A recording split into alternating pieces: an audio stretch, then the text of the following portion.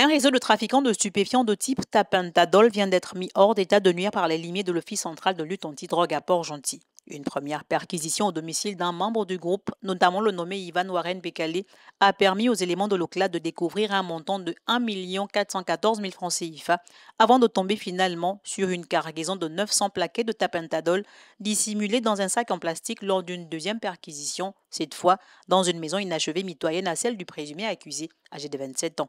Ça m'a attrapé en détention de ces cartons de comprimés. J'ai pris ça avec le dénommé Rachad, dans le but de vendre cela à ceux qui consomment ça.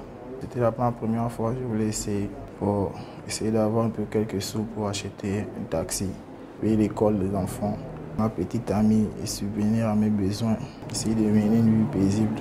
J'ai écouté à travers des gens que ça rapportait de l'argent et j'avais vraiment besoin d'argent parce que le taxi que je conduisais était vraiment tous les jours en panne et je cherchais à acheter un taxi pour moi-même. Donc j'ai pris dans les économies que j'avais pour essayer de contacter le frère Rachel puisque je le connaissais dans le domaine du taxi. Je lui ai demandé s'il connaissait quelqu'un qui pouvait m'en procurer.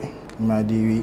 Je regrette vraiment cet acte à cause d'avoir voulu gagner l'argent facilement. Je ne sais pas ce qui m'a pris. Respectivement âgés de 40 et de 48 ans, Rachad Mahamat, fournisseur d'Yvon, et Rachad Deis, fournisseur de Rachad Mahamat, reconnaissent les accusations qui pèsent sur eux. Je reconnais mes actes que non, j'ai vendu le comprimé à M. Ivan Bekale. Parce qu'il m'avait expliqué sa situation, qu'il est dans le problème. Il me demande si je ne connais pas quelqu'un, un frère qui peut l'aider dans la situation d'avoir l'achat de ces comprimés. Et je lui fais comprendre qu'il n'y a pas de souci. Et je n'ai jamais fait ce genre de choses. Ça que c'est la première fois. Et je supplie monsieur le procureur d'essayer de voir notre condition. Parce que nous, on a aussi la petite famille, on n'a jamais été dans ces conditions-là. Il m'a appelé, il m'a donné, comment on appelle l'argent. Ça fait déjà un mois ou 3 semaines, il est là, demandé chez lui. Et puis je lui ai remis 5 paquets. Cité par le nommé Rachad Deis comme étant le principal fournisseur de ces produits prohibés, Lookman, présenté par les autorités comme étant un baron du trafic de stupéfiants à Port-Gentil, est toujours en cavale.